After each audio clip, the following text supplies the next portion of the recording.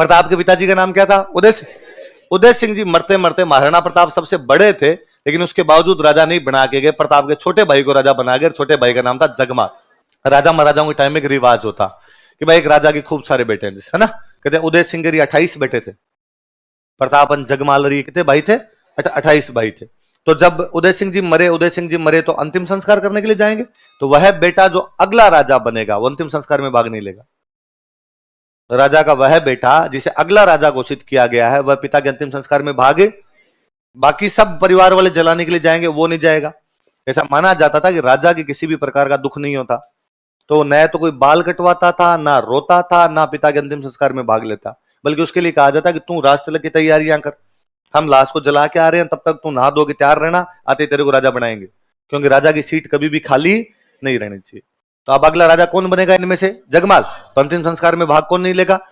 अच्छा, उदय सिंह की मृत्यु कहां पर हुई? गोगुंदा। तो गोगुंदा में अंतिम संस्कार हुआ, वहीं छतरी बनी हुई है। गोगुंदा में जब जलाने के लिए लेके गए, अब उदय सिंह मेवाड़ के राणा जी मरे, सारे सामंत आएंगे, अंतिम संस्कार जनता ही आसपास की खूब सारी, अब जनता इकट्ठी हो रखी, सामंत इकट्ठे हो रखे, और वहां पर सबने देखा कि वहां पर प्रताप खड़े थे। कौन खड़े थे? लोगों को लगता था उदय सिंह के बड़े बेटे कौन है? प्रताप। तो राजा भी कौन बनेंगे? प्रताप। अब जनता ने जो प्रताप खड़े तो खुसर पुसर होनी शुरू की, प्रताप यहाँ कैसे है, प्रताप यहाँ कैसे है, ये तो रिवाज तोड़ रहे हैं, बड़ा जो बेटा राजा बनता है वो तो अंतिम संस्कार में भाग ही नहीं लेता, ये यहाँ पे क्यों आ गए? तो फिर खुसर पुसर हुई, तो किसी ने पूछा प्रताप से, भाई आप यहाँ कैसे? अपना तो रिवाज है कि जो भी अगला राजा बनेगा पिता के अंतिम संस्कार में भागे। प्रताप ने कहा अच्छा, अरे वो आपको पता नहीं होगा शायद, बाकी पिताजी मुझे राजा नहीं बना के गए, बल्कि राजा किसको बना के? जगमाल को राजा बना के चले गए। इसलिए जगमाल तो घर पे, देखो जगमाल नहीं आया हुआ यहाँ पे, और मैं जब राजा नहीं बनूंगा तो मैं तो पिता के अंतिम संस्कार में आऊं, बाकी वाले सारे भाई हम आए हुए। वहां मेवाड़ की जनता बगावत कर देती है।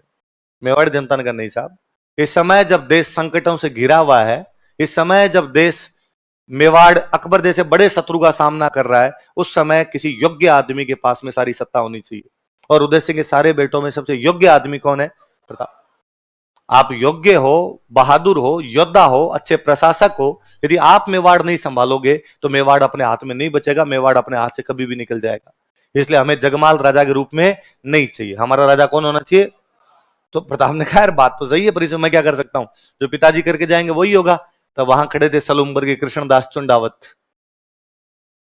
सलूम्बर के कौन खड़े थे? और हमने पढ़ा था कि मेवाड़ के राजा का राज तिलक कौन करेगा? सलूम्बर का सामंत कौन करेगा? कृष्णदास जी आगे आए, कृष्णदास जी ने आगे आगे कहा कि ये तय कौन करेगा कि मेवाड़ में राजा बनेगा कि नहीं बनेगा, इसका फैसला महाराणा के पास नहीं है, इसका फैसला सलूम्बर के सामंतों के पास में है। मेरे पूर्वज चुंडा ने उस दिन राज छोड़ा था, तब कहा था कि मोकल राजा बनेगा और मैं सलूम्बर लूंगा। तो उस दिन कहा गया था कि सलूम्बर का सामंत बताएगा कि मेवाड़ में राजा कौन बनेगा और कौन नहीं बनेगा। इसलिए हमारा राजा जगमाल नहीं है, हमारा राजा कौन है? और नारे लगाए गए कि हमारा राजा कैसा हो? महाराणा प्रताप। तो प्रताप का राज तिलक गोगुंदा में कर लिया था। कहां पर कर लिया था? वही राजा घोषित करके लाए, और प्रताप को कंधों पर बिठा के नारे लगाते हुए आए। जगमाल इधर साफा वाफा बांध एकदम तैयार था। जगमाल लगा आएंगे रातें, मेरे तो बस क्या निकालना है? तिलक ही निकालना है। जगमाल ने सुना कि नारे चेंज, जब जगमाल उसने अरे पता ही नहीं है आपको, नारा चेंज करो, हमारा राजा कैसा हो? महाराणा जगमाल जैसा हो। कृष्णदास जी ने कहा थप्पड़ मारूंगा तो प्रताप को बिठाया, और प्रताप को बिठा के उसका क्या कर दिया? तो प्रताप को उसके पिताजी राजा नहीं बना के गए थे, जनता राजा बनाती है। कौन राजा बनाती है? तो कितना जनप्रिय रहा होगा कि मेवाड़ की जनता ने अपने राणा के आदेश को अस्वीकार कर दिया था। उदय सिंह जी क्या कह के गए उससे हमें कोई भी फर्क नहीं पड़ता, हमारा कोई राजा बनेगा तो कौन बनेगा? तो प्रताप का राज तिलक कौन करते हैं?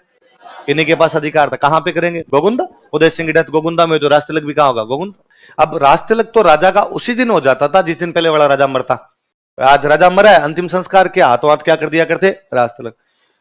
तो अब उसमें तो अब मर तो आदमी कभी भी सकता, जिस दिन मरेगा उस दिन हो जाएगा, पर राज तिलक समारोह जो करते, राज तिलक का जो फंक्शन करते, वो थोड़े दिन बाद में करते, मुहूर्त देख के करते। अच्छे मुहूर्त में राजा बनना चाहिए, तो कहा भाई राजा तो एक बार बना दो, फिर राज तिलक का फंक्शन दोबारा करेंगे, तब दोबारा आपने इसके राज तिलक वगैरह और कर लेंगे। तो प्रताप को बाद में कहा गया राज तिलक समारोह का टाइम पीरियड देखो, थोड़े दिन बाद में शुभ मुहूर्त देखा गया, तो कहा भाई राज तिलक समारोह अब थोड़े दिन बाद करेंगे। करो काम। तो राजा हमेशा राज तिलक समारोह राजधानी में हुआ करते, राजधानी चित्तौड़, और चित्तौड़ पे तो 1568 में अकबर कब्जा करके बैठ गया, तो अब कहां जाए? तो अपनी संकटकालीन राजधानी कौन सी है? कोंबलगढ़। तो प्रताप ने अपना राष्ट्र तिलक समारोह बाद में कहां पर करवाया था? समारोह का मतलब पूरा फंक्शन, समारोह का मतलब ढंग से पार्टी सेलिब्रेट करेंगे, समारोह का मतलब आसपास के सारे राजा इनवाइट किए जाएंगे कि हमारे फंक्शन है, सारे भाग लेने के लिए आओ। ये वैसा ही है जैसे आप ये मान लो कि आज चुनाव का रिजल्ट आया और आज चुनाव का रिजल्ट आया, पता चला कांग्रेस की सीट इतनी और बीजेपी की सीट इतनी, तो कहा भाई राजस्थान में मुख्यमंत्री किसका बनेगा? कांग्रेस का। और राजस्थान के मुख्यमंत्री अशोक गहलोत होंगे, तो मुख्यमंत्री तय हो गया। फिर का शपथ ग्रहण समारोह 10 दिन बाद होता है। और शपथ ग्रहण समारोह का मतलब है कि फंक्शन होगा बाकायदा, फंक्शन में आसपास के राज्यों के मुख्यमंत्रियों को भी बुलाया जाएगा। तो प्रताप का राष्ट्र तिलक कहां कर दिया गया था? गोगुंदा। पर उनका राष्ट्र तिलक समारोह कहां पर मनाया गया था? कुंभलगढ़। मैं कहता हूं आसपास के राजा इनवाइट किए जाते हैं, तो मारवाड़ के एक राजा यहां पर आए हुए थे, चंद्रसेन। प्रताप की बहन की शादी की हुई थी चंद्रसेन से, तो वैसे भी रिश्तेदार थे, पड़ोस के राजाओं को बुलाते ही थे, ये बड़े राजा थे, तो इनको भी कहा भाई आप भी आ जाओ, इन्वाइट कर लिया। चंद्रसेन उन्हीं दिनों अकबर से लड़ रहे थे। कैसे लड़ रहे थे? और हम आगे पढ़ेंगे कि जिस प्रकार प्रताप मेवाड़ में अकबर से लड़े थे, उसी प्रकार चंद्रसेन कहां पर अकबर से लड़े थे? मारवाड़ में। तो हम आगे पढ़ेंगे कि चंद्रसेन मारवाड़ का प्रताप है। चंद्रसेन क्या? मारवाड़ का प्रताप। तो यकीनन प्रताप के बहनों ही लगते हैं, प्रताप के राष्ट्र तिलक समारोह में आए हैं, उसी टाइम अकबर से लड़ाई कर रहे हैं, तो अकबर वाली बातचीत भी हुई होगी। चंद्रसेन से पूछा भाई तुम्हारे क्या चल रहा है उधर? चंद्रसेन ने कहा लड़ाइयां चल रही है, कभी लठ पड़ जाते हैं, कभी लठ मार लेते हैं। प्रताप ने पूछा मैं क्या करूं? तो उसने कहा तुम भी, तुम्हारे पिताजी लड़ाई चालू कर रखी है, तुम्हारे पिताजी 68 से चल रही है तुम्हारी तो लड़ाई, और चालू रख लो अपने। तो ठीक है, प्रताप ने कहा और ही ठीक है अपने तो बात। उधर ये बात अकबर को पता चली कि भाई राजा चेंज हो गया, 1572 में उदय सिंह जी की डेथ हो जाती है, नया राजा कौन बन गया? महाराणा प्रताप। उदय सिंह ने अपने जीवन में अकबर की अधीनता स्वीकार, अकबर से संधि का कोई भी उसने प्रस्ताव स्वीकार नहीं। तो अकबर जानता था कि यार उदय सिंह तो पूरी जिंदगी नहीं माना, अपने से संधि नहीं किया, अधीनता नहीं मानी, अब नया नया लड़का राजा बना है, राजा चेंज हुआ है, क्या पता ये मान जाए। तो अकबर ने प्रताप को समझाने के लिए अपने 4 दूत भेजे। कितने दूत भेजे? कौन कौन है चारों नाम बताओ? मानसिंह। कोर्ची बोलचाल में बहुत अच्छा बंदा था, कोर्ची दूत ही था, यही काम करता, राजाओं के साथ बातचीत करने का यही काम करता। 1572 में प्रताप राजा बनते अकबर ने कोर्ची को भेजा। कोर्ची अपनी तरफ से बधाई दे, क्या राजा महाराजा आसपास में कोई राजा बनता बधाई भेजते, भले आपस में दुश्मन हो तो भी एक दूसरे को बधाइयां वगैरह भेज दिया करता। ये आज भी है। मैं कहता हूं अभी पाकिस्तान में प्रधानमंत्री चेंज होगा, शहबाज शरीफ शपथ लेंगे, इधर से प्रधानमंत्री मोदी की बधाई जाएगी, भले अपनी नहीं बनती है। ऐसा होता है, जनरल शिष्टाचार होता है, और उस शिष्टाचार का फॉलो किया ही जाता है, पालन करते हैं उसका। बनती हो तब तो बाकायदा बुला लेते हैं शपथ ग्रहण समारोह। मुझे याद है मोदी जी पहली बार जब प्रधानमंत्री बने थे तो आसपास वाले कई राष्ट्रपति प्रधानमंत्री को बुला लिया था कि आओ यार सारे, और पाकिस्तान वालों ने वहां से बधाई भेज दी। उनको लगता है जाएंगे तो पाकिस्तान की जनता नाराज हो जाएगी, इधर वालों अपने वालों को लगता है अपने जाएंगे तो इंडियन जनता नाराज हो जाएगी, पर फिर भी बधाइयां भेजते हैं। यार कोई बात नहीं, आप बने हो, नए बने हो, तो हमारी तरफ से बधाई तो ले लो। तो कोर्ची को अकबर ने भेजा कि भाई जा अपनी तरफ से बधाई दे के आ जा, और बात करे थोड़ा पूछ लेना क्या प्लान है बंदे का आगे। कोर्ची गुलदस्ता लेके आया। कोर्ची ने आगे महाराणा प्रताप कहा मैं अकबर का दूत हूं, और बादशाह अकबर ने आपके लिए हृदय के अंतिम तल की गहराइयों से शुभकामनाएं भेजी, हमारी तरफ से हमारा बुके भी स्वीकार कीजिए। और प्रताप ने कहा थैंक यू, बैठो चाय पानी पियो भाई। तो उसने बातों में पूछा भाई क्या क्या प्लान है आपका आगे? प्रताप ने कहा सेम। कौन सा? कोई डेडी वाला जो पापा कर रहे थे। कोर्चन का थोड़ा बहुत चेंज, कोई स्लाइटली थोड़ा बहुत ना, कुछ भी आगे भविष्य में, निकट भविष्य में कभी कुछ करो करना पक्का, उसने कहा। कोर्ची वापस गया, कोर्चिन जाके अकबर कहा भाई आदमी ने साफ साफ क्या कर दिया, मना, और वो किसी भी तरीके से संधि करने के लिए तैयार है। अकबर समझदार आदमी, अकबर को लगा नहीं यार बातचीत करने से बातचीत बनती है, तो किसी नए बंदे को भेजा जाए। उसे लगा राजस्थान के राजा से बातचीत करनी है तो क्यों ना किसी राजस्थान वाले बंदे को भेजा जाए। यंग लीडर बना, एकदम यंग राजा बना है, तो क्यों ना किसी यंग को भेजा जाए। 32 साल के थे प्रताप राजा बने थे, किसी यंग को भेजा जाए। और प्रताप के दरबार में आमेर के एक राजा रहते थे, भगवंत दास। आमेर के राजा कौन है? आमेर अपने जयपुर। जयपुर के राजा जी कौन थे? और भगवंत दास जी के बेटे थे, उनका नाम क्या था? मान सिंह। बाप बेटे हैं। तो मान सिंह राजकुमार है और भगवंत दास क्या है? राजा। तो मान सिंह यंग ही एकदम। तो अकबर ने मान सिंह की तरफ देखा और मान सिंह कहा भाई मान सिंह कितने दिन हो गए आमेर गए? उसने सर कई दिन हो गए। तो छुट्टी है, जाया कई दिन घूम के आ जा, पर उदयपुर होके जाना। किधर से होके जाना? उदयपुर। और समझ गया ना तू? उसने कहा सर प्रताप से बातचीत करनी है। कहा? तो यहाँ ऐसा कहा जाता है भाई मान सिंह यहाँ प्रताप से बातचीत करने के लिए आए। अब कौन है मान सिंह? है कौन? आमेर का राजकुमार। कौन है आमेर का? प्रोटोकॉल ये कहता है कि रूस का रक्षा मंत्री आएगा तो हमारा रक्षा मंत्री मिलेगा, अमेरिका का विदेश मंत्री आएगा तो हमारा विदेश मंत्री मिलेगा, पाकिस्तान का प्रधानमंत्री आएगा तो हमारा प्रधानमंत्री मिलेगा। फलान जगह कोई सूचना प्रसारण मंत्री आएगा तो अपना सूचना काउंटर पार्ट बराबर वाला मिलता है हमेशा ना। अभी कौन सा एक मैं भूल रहा हूं, रूस का अमेरिका का कौन विदेश मंत्री आया हुआ था, रूस का, कहां का, अभी थोड़े दिन, चीन का। तो एस जयशंकर प्रसाद मिले थे, उसने बाद में कहा मुझे तुम्हारे प्रधानमंत्री से मिलाओ, उसने कहा और कि मुझे प्रधानमंत्री से मिला, इंडिया वालों ने मना किया, दिमाग खराब है, प्रधानमंत्री तेरे लिए बैठा है, तो विदेश मंत्री मिल लिए, तुम्हारा प्रधानमंत्री आएगा तब मिल लेंगे हम। तो भाई अपने प्रधानमंत्री बनता उनके राष्ट्रपति बनता उधर, तो तुम्हारा राष्ट्रपति आए तब मिल लेंगे, तुमसे किस बात का मिला जाए। तो काउंटर पार्ट वाला होता है, अपवाद अलग है, कई बार मिल भी लेते हैं, पर ज्यादातर ये होता है उधर से जो आया उधर से भी वो बनता मिलवा दिया जाए। प्रताप को पता चला आमेर का राजकुमार बातचीत करने के लिए, तो उन्होंने अपने राजकुमार को भेज दो, और प्रताप के बेटे थे अमर सिंह, कौन थे तो अमर सिंह को कहा बातचीत करने के लिए जाओ भाई। उदयपुर में शाम के टाइम में डिनर का प्रोग्राम था, डिनर पे मान सिंह को बुलाया हुआ था। तो एक तो होता क्या है कि भाई अपने घर पे कोई मेहमान आया हुआ है, तो मेहमान तो आएगा डिनर पे लेट, अपने जाएंगे जल्दी, कार्यक्रम तो अपने को करना है। उस दिन मान सिंह आया जल्दी, अमर सिंह आया लेट। तो मान सिंह आगे वहां पर बैठ गए, आसपास वो नौकर चाकर खड़े, उनको कहा भाई कहाँ रहे तुम्हारे, सर आ रहे बैठो सर आ रहे। इतने में कहीं से अमर सिंह डोलता डोलता आया। तो अमर सिंह ने कहा था कि एक तो अमर सिंह थोड़ा बदमाश टाइप का बंदा था, गांव में कहते बहुत छड़ो है, उस टाइप का सा था। तो आए सामने, अमर सिंह आगे सामने बैठ गया, सामने बैठ के मान सिंह टांगे लाए, दूर से नमस्ते गए, अंकल नमस्ते, वाईफाई चरण स्पर्श किए दूर से। मान सिंह को बड़ा बुरा लगा कि यार ठीक है, और अंकल कैसे हो। तो मान सिंह ने पूछा तेरे पापा कहाँ है तेरे, तूने कहा पापा पेट दर्द हो रहा है उनका। वो हंस हंस के जवाब दे कि मान सिंह से राह नहीं कर, मान सिंह थालियां फेंकियो, कदन तेरे बाप को जाके कि मैं तेरा और तेरे बाप दोनों का पेट दर्द युद्ध के मैदान में ठीक कर दूंगा। लोग मान सिंह कच्चा कहते हैं, बकवास करते हो, और वो वहां से पैर पीट के वहां से निकला। तो अमर सिंह और बदमाश, अमर सिंह ने पीछे लगे, अंकल ऐसे क्या गुस्सा कर रहे हो, बात तो सुनो एक, क्या है अब तेरे, कि वो क्या कर रहे थे आप, वो पापा का पेट दर्द कहां ठीक कर दोगे। तो मैं युद्ध के मैदान में ठीक कर दूंगा। तो क्या अकेले मत आना, फूफा जी को साथ लेना। अकबर के साथ उनकी बुआ की शादी हो रखी थी, तो अकेले क्यों आना, उसको साथ ही लेना, फिर हम देख लेंगे क्या करना है क्या नहीं। तो मान सिंह ने कहा रुक तू।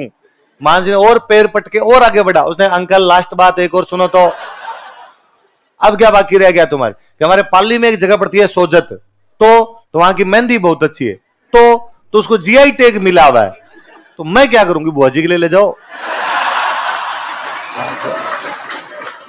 मान सिंह खार खाया हुआ गया यहां से। जून का महीना था, जून में आया था मान सिंह अपने, गर्मी में और गर्मी चढ़ी दिमाग में, और अकबर को जाका अब भी हाथों हाथ, अब क्या मुझे सेना दी जाए, मैं उन बाप बेटों को जाके बता दूंगा कि मैं क्या कर सकता हूं। अकबर ने अरे क्या बात हुई, बात तो बता। क्या कहा प्रताप ने, प्रताप मिलनी नहीं है, क्यों। तो उसने कहा कि राजकुमार आता तो राजकुमार मिल लेता है, और उनका राजकुमार अमर सिंह बातचीत करने का। तो उसने क्या कहा, पूछो मत आप क्या कहा, आप सेना दो मुझे, मैं बताऊंगा उन बाप बेटों को मैं क्या कर सकता हूं। और अकबर के बात समझ में आ गई, हाँ बात तो सही है, राजकुमार जाए तो राजकुमार मिले, इसका मतलब राजा जाए तो राजा मिले। और उसने भगवंत दास जी की तरफ देखा, मान सिंह के पापा कौन थे, आमेर के राजा कौन थे, भगवंत दास, और भगवंत दास जी की तरफ देखा, भगवंत दास सिंह समझ गया साहब जाना है मुझे, चला जाऊंगा। और उसने अपने बंदों को कहा कि मान सिंह के लिए कहा भाई साइड में ले जाओ, माउंटेन ड्यू पिलाओ, थोड़ा चिल करो यार बंदे को। तो इस बार किसको भेजा गया, सितंबर के आसपास में भगवंत दास जी अपने यहाँ पर है। भगवंत दास जी आए तो प्रताप ने मुलाकात की, प्रताप मिले उनसे, प्रताप मिले तो भगवंत दास जी ने कहा कि देखो प्रताप, अकबर बड़ा राजा है, तुम्हारी पार तो पड़ेगी नहीं, तुम कैसे लड़ोगे उसके खिलाफ। देखो हम जयपुर वालों, जयपुर को तब आमेर बोलते, हम आमेर वालों ने संधियां कर ली, तुम भी अब संधि कर लो। प्रताप ने कहा भगवंत दास जी बात ऐसी है कि आज के लगभग 50 साल पहले मेरे दादाजी अकबर के दादाजी से खानवा के मैदान में लड़ रहे थे, सांगा और बाबर के बीच में लड़ाई हुई थी। उस समय आपके दादाजी पृथ्वीराज हमारी तरफ से लड़ते हुए वीर गति को प्राप्त हुए थे, आमेर का पृथ्वीराज गया था, क्योंकि उस समय मेवाड़ का झंडा बुलंद था और मेवाड़ के झंडे के नीचे सारे राजा आके लड़ा करते। अब चलो हम मेवाड़ वाले उतने शक्तिशाली नहीं है आजकल, आप आमेर वाले भी खूब शक्तिशाली हो। भगवंत दास जी एक काम करो, आप मुगलों के खिलाफ लड़ाई का ऐलान कर दीजिए, मैं आपके झंडे के नीचे लड़ लूंगा, लेकिन मुगलों के झंडे के नीचे मेरे से आज लड़ा जाए कल लड़ा जाए। पर मुगलों से संधि का मतलब है उनकी तरफ से लड़ना पड़ेगा। भगवंत दास जी ने कहा देख तेरे दादाजी नुकसान खूब ही करवा गए थे, और तू मैं अब भाई ऐसा कोई भी नहीं करना चाहता कि नुकसान हो। प्रताप ने कहा फिर क्यों आते हो, कभी बेटा आता है, कभी बाप आ जाता है, घर रहा करो अपने। तो भगवंत दास जी को भी उसने भेज दिया। अकबर फिर भी धीरज वाला आदमी, अकबर ने कहा नहीं वन मोर ट्राई। इस बार किसको भेजा गया, निर्मला सीतारमन, वित्त मंत्री था। टोडरमल कौन था, वित्त। तो कहा गया कि भाई टोडरमल जी का टोडरमल जी आए, टोडरमल जी यहाँ कई दिन रह के गए। टोडरमल जी आए, बातचीत की, पहले मेवाड़ वाले नेताओं ने, वित्त मंत्रियों ने, सबने बातचीत की, फिर प्रताप भी मिले टोडरमल से। तो टोडरमल जी ने प्रताप से कहा कि प्रताप देखो, घर की सी बात यह है, मैं तो आपको भाई मानता हूं, घर की सी बात बता रहा हूं कि मैं अकबर का वित्त मंत्री और अकबर के पास में अथाह धन पड़ा है, अथाह। कितने भी साल लड़ाई कर लेगा तो भी उसका धन खत्म होने वाला। आप मेवाड़ वाले धन कहां से लाओगे लड़ाई के लिए? लड़ाई के लिए केवल जिगर की आवश्यकता थोड़ी है, बहादुर की आवश्यकता थोड़ी है, पैसा चाहिए भाई साहब। बिना पैसे के लड़ाई कैसे करोगे? इसलिए संधि कर लो, लड़ाई में तेरा घाटा, उसका मर जाओगे यार फालतू में। प्रताप ने कहा टोडरमल जी आप तो आराम से रहिए, जितने दिन और रहना मेवाड़ के अंदर गुजारिए, कोई कमी हो तो मुझे बताना, और जब पधारो यहां से तो अकबर को जाके कहना कि लड़ाई की तैयारियां शुरू कर दे। हमने तैयारियां शुरू कर दी है। और वो क्या कर रहे थे आप? धन। तो अभी मेवाड़ के भामाशाह मरे नहीं है, मेवाड़ के भामाशाह पैसा आ जाएगा हमारे पास, कहीं ना कहीं से पैसा आ जाएगा। अकबर ने 4 दूत भेजे, चारों से प्रताप ने संधि करने से यह दिखाता है कि वह व्यक्ति कितना स्वाभिमानी था। वह व्यक्ति, उसे जनता द्वारा राजा बनाया गया था, यह बात बताती है कि वह कैसे राजा थे, जनप्रिय। अकबर के 4 प्रयासों को उसने बेरंग लौटा दिया था, यह बात बताती है कि वो क्या थे, स्वाभिमान। अब जब बातचीत के सारे रास्ते बंद हो जाए तब तो तरीका क्या बचता है? लड़ाई बचता है। और आपके विश्व का प्रसिद्ध युद्ध, जिसे बच्चा बच्चा जानता, आप सब जानते हो, किस किस के बीच में युद्ध हुआ? महाराणा प्रताप और अकबर के बीच। अच्छा, अकबर खुद युद्ध में आया नहीं था, मुगल बादशाह खुद युद्ध में कम ही जाते, सेनापति भेजते। अकबर अजमेर तक आया था। कहां तक आया था? अजमेर तक आया। अजमेर में आने के बाद उसने अपनी सेना भेजी और सेनापति बना के भेजा मान सिंह को। किसको भेजा? पहली बार किसी युद्ध में अकबर ने मान सिंह को सेनापति बना के भेजा था। वो युद्ध कौन सा? हल्दी घाटी से पहले मान सिंह किसी भी युद्ध में स्वतंत्र सेनापति के रूप में नहीं गया था। तो यहां पे अकबर की तरफ से सेनापति कौन है? मान सिंह, पहली बार इसी को बना।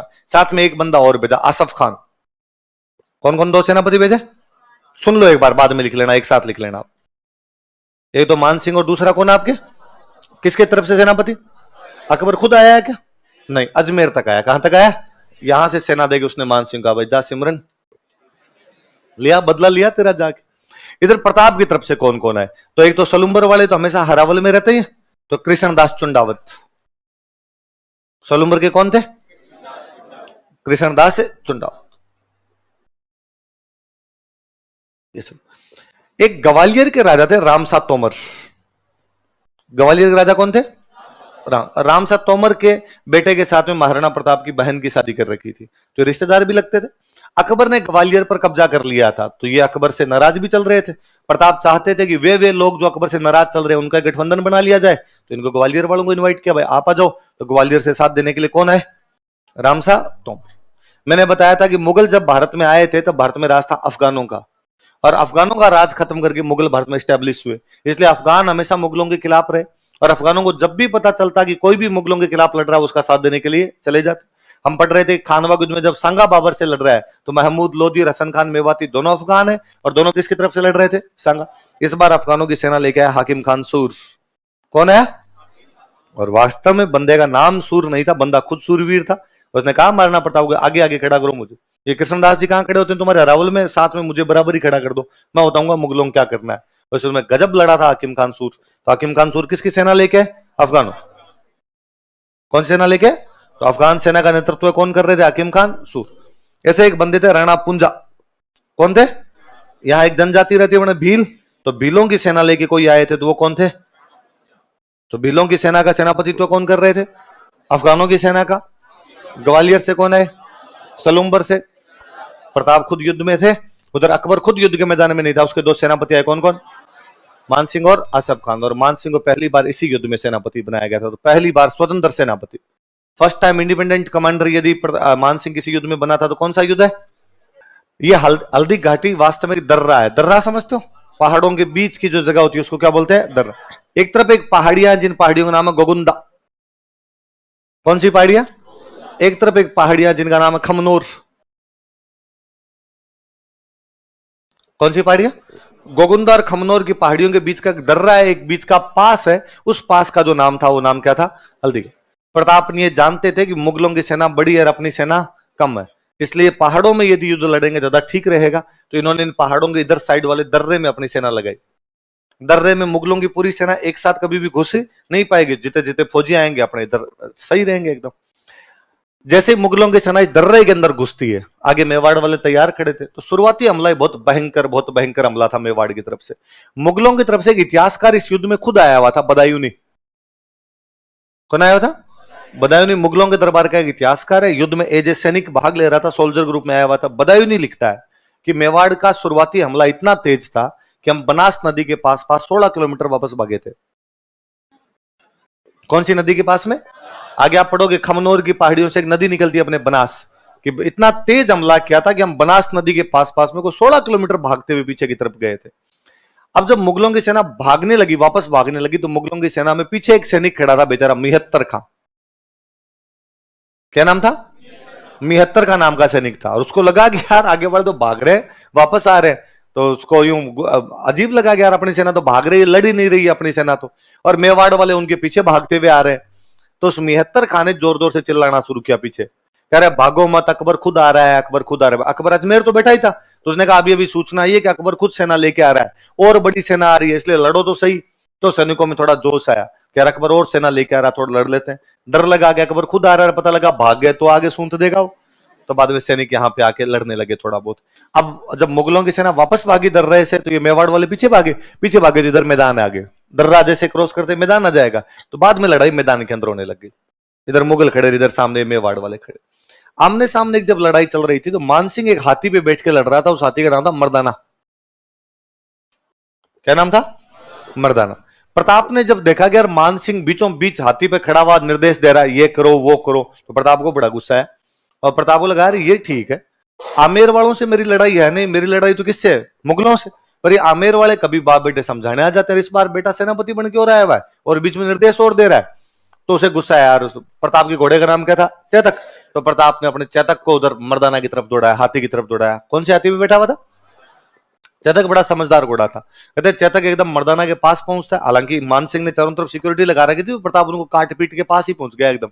और चेतक ने अपने अगले दोनों पैर हाथी की सूंड पे लगा दी, मतलब अपने पिछले दोनों पैरों पे खड़ा हो गया, सीधा सीधा एकदम यूं। ज्यादातर लोग आप वो कहानी जानते हैं कि प्रताप अपना भला फेंकते हैं, और मानसिंह अच्छा सेनापति था, वो होदे में बैठ जाता है, होदा होता है वो, तो उस होदे में बैठ गया तो भला तो उसके ऊपर से निकल गया। पर मानसिंह अच्छा सेनापति था। मानसिंह ने अपने हाथी की जो सूंड थी उसमें पहले से एक चाकू सेट कर रखा था, चाकू लगा रहा था। तो चेतक जब पैर वापस उतार रहा था तो अगले दोनों खुर कट गए, उसके वहीं पैर वहीं रह गया, आगे आगे से पैर वाला हिस्सा वहीं रह गया। अब वो चेतक ने नीचे कदम तो रख लिया, पर चेतक मूव नहीं करे, अब हिल नहीं पाए, इधर उधर हिल ही नहीं पाए। प्रताप को लगा घोड़ा अब तक सरपट दौड़ रहा था, अचानक घोड़े की क्या हो गया? उनके नीचे नजर गई तो देखा कि उसके दोनों पैर ही कट गए, आगे वाले खुर दोनों निकले। बिना खुर तो बेचारा घोड़ा कैसे चले? तो उन्होंने जैसे तैसे करके घोड़े को वहां से वापस खींचा, आसपास वालों काट पीट के वहां से बाहर निकले। यार घोड़ा बेचारा मरने वाला, इसको तो बाहर लेके चले अपने। मैंने बताया था कि मेवाड़ का राणा किसी भी कारण से युद्ध के मैदान से बाहर निकलता, उसकी जगह कोई ना कोई सादड़ी का झाला लड़ता। जब सांगा बाहर निकले थे तब सादड़ी का झाला अज्जा था। इस बार जब चेतक की वजह से प्रताप को बाहर जाना पड़ा, तो यहाँ पे थे झाला बिद्दा। कौन थे? इन्हीं का एक नाम और पड़ते हम, झाला मान सिंह, तो कई बार इनका नाम झाला मान मिल जाता है। तो झाला बिद्दा कर दो या क्या कर दो, झाला मान कर दो। तो प्रताप तो बाहर चले गए और झाला बिद्दा या झाला मान ने युद्ध का क्या क्या नेतृत्व। तो बाहर तो क्या गए, उससे बाहर निकलते आगे चेतक मर ही गया था। तो वहीं पास में उसकी छतरी बनी हुई है, बलीचा छतरी कहां बनी हुई चेतक की। पर तब तक मुगलों को भयंकर भयंकर नुकसान हो चुका था। मुगल जैसे तैसे अपनी जान बचा के भागते ही यहां से गोगुंदा चले जाते हैं। कहां चले जाते हैं? मैंने बताया था गोगुंदा और इन पहाड़ियों के बीच का सा दर्रा था, तो बाद में कहां चले जाते हैं? वो कहते गोगुंदा में जाने के बाद में भी मुगलों को इतना डर था प्रताप का कि उन्हें लगा कि मेवाड़ वाले पीछा करेंगे और पीछा करके मारेंगे अपने को। तो गोगुंदा में जब रात को सोए, उससे पहले चारों तरफ दीवार बनाई कि रात को कहीं मेवाड़ वाले अटैक करके मार नहीं दे, और पूरी रात को पहरेदारी कर करके वैसे टाइम पास किया अपना। अगले दिन फिर अजमेर की तरफ इधर रवाना शुरू हुए। अकबर कहां तक बैठा हुआ था? अजमेर तक।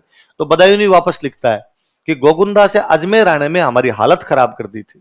जून का महीना, राजस्थान की तपती हुई गर्मी, उन पहाड़ों के गांवों से चलना वैसे भी दूभर हो रखा था, बीच बीच में भीलों के गांव थे, भील जब तब हम पर आक्रमण कर दिया करते। हमारी पूरी सेना एक साथ तो चल नहीं सकती थी, राशन पानी वाले थोड़े पीछे रह जाए, जिनके पास बाहर है वो थोड़े धीरे धीमे चलेंगे, खाली चल रहा है वो तेज चलेगा। तो इसके पास में कोई आटा नमक मिर्चें जो दे रखे वो बेचारी धीरे धीरे टुकड़ी आती कोई, तो वो टुकड़ी बेचारी पीछे रह जाती।